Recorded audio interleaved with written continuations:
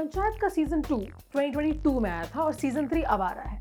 ऐसा जरूरी नहीं कि आपको 2 साल तक सारे डिटेल्स याद रहे, जैसे कि जो अभिषेक का कैरेक्टर है जीतू भैया वाला सचिव, उनका ट्रांसफर क्यों हुआ, and why is Vinod suddenly anti Pradhan, like what happened there. ऐसी बहुत सारी चीजें हैं to unpack, so let's go. Welcome to a very FAQ with Panchayat और पंचायत पे पंचायत। जीनियस।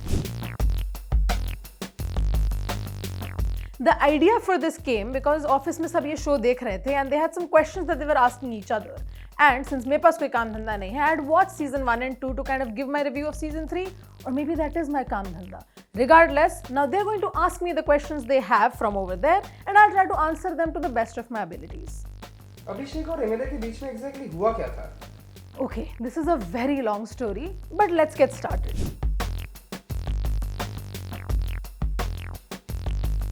फुलेरा का मेन प्रॉब्लम इसकी उनके पास पक्का सड़क नहीं है and they're all kind of pretty mad about that. अब ये रिस्पॉन्सिबिलिटी प्रधान की है, पर हमारे जो 3 मस्किटियर्स हैं, प्रधान, विकास और प्रहलाद, वो जाते हैं एमएलए के पास या विधायक के पास to kind of get funds, और विधायक उनको जबरदस्ती एक प्रोटेस्ट में भेज देता है to make this certain train stop at Phakoli. अब इस प्रोटेस्ट के चलते चलते ये तीनों जेल में घुस जाते हैं। अब विधायक का प्लान ये था कि उसको ऐसा हीरो बन के बिल्कुल सेवियर टाइप जाके उनको जेल से निकालना है, बट जो सचिव हैं जीतू भैया का कैरेक्टर, वो आके उनको निकाल आते हैं and it's not even that tough. पर अब विधायक की ईगो पे आ जाती है बात, तो वो सोचता है कि किसी का भी ईगो हम क्यों बचने दें। So he essentially insults all of them, especially सचिव, और उनके डिफेंस में कोई आता नहीं है। सो बेसिकली बेइज्जती खत्म ही नहीं होती है। Now eventually when Rahul Pandey is martyred, the Vidhayak does come to the village to kind of pay his respects or basically for a photo op, पर जो भी फुलेरा की औरतें हैं including the actual Pradhan played by Neena Gupta, उनकी गाड़ी रोक देते हैं and they essentially ask him to go back. Now this doesn't sit right with the MLA, अब उनको बहुत गुस्सा आ जाता है। Now he blames the Sachiv for this causation correlation, चाहे जो भी हो, and essentially gets him transferred. Why does that work? Well, power and influence basically. Now let's make the questions a little more Fulera specific. So what was the equation between Abhishek and Rinki? Romance. My favorite part of Panchayat. Not true, but truly one of the cutest parts that there is.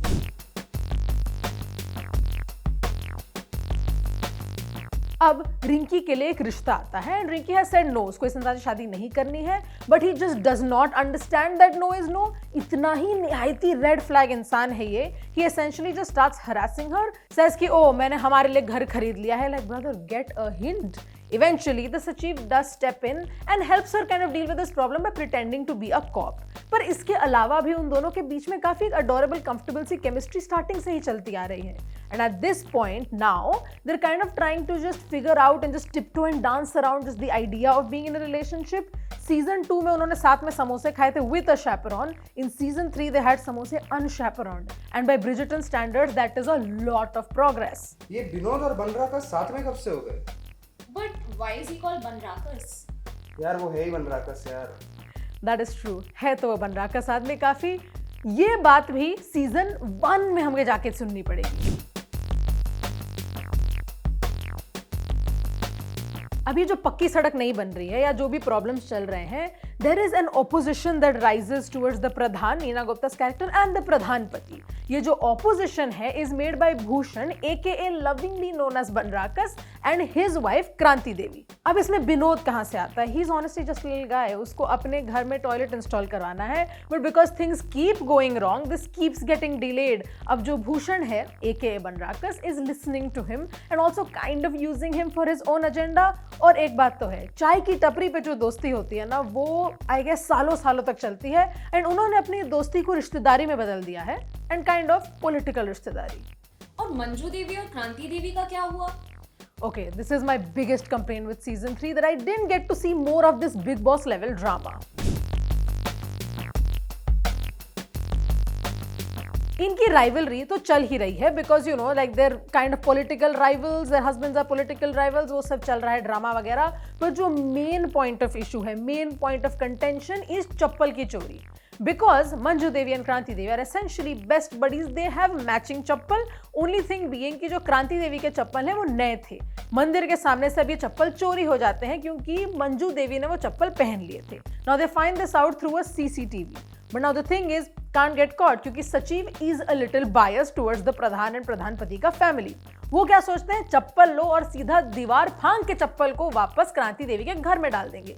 The only issue is when they throw this chappal, it lands on her head and it gets worse because she is hit with that same chappal twice. And anybody would be mad at this point. And that is why they decide that अब तख्ता पलट का time आ गया है, which is why they end up saying that now I'm going to contest against the Pradhan, which is when she says this. पर्चा हम भी दिखाते हैं. ये सचिव और वो दामाद का झगड़ा क्यों चल रहा है? कौन सा दामाद? अरे याद नहीं, वो गजब बेइज्जती है यार वाला सीन वाला दामाद. ओह, वो फर्स्ट सीजन वाला. हाँ. True, the iconic गजब बेइज्जती है यार.